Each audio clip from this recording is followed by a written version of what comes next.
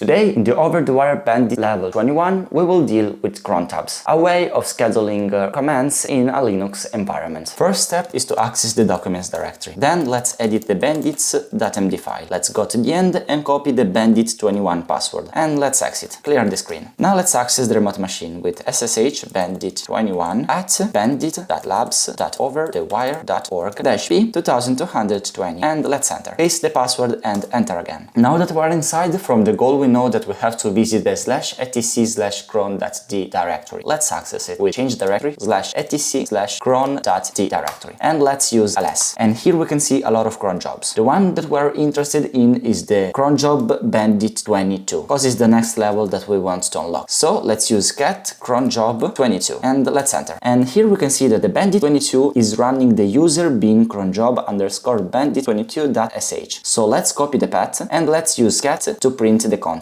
And like we can see, there is a change mode command that is changing the permission of the temporary file, and then it's printing the bandit22 password inside this temporary file. So let's try to print this temporary file. Copy the path and let's use cat and paste the path. Let's enter. And here is our password. Just copy it. Now we can exit the remote machine. Clear the screen and let's use vim bandits.md. Let's go to the end and save the new password bandit22 and paste the password. Now save and quit. If the video was interesting, consider a like, maybe a comment or a follow. See ya!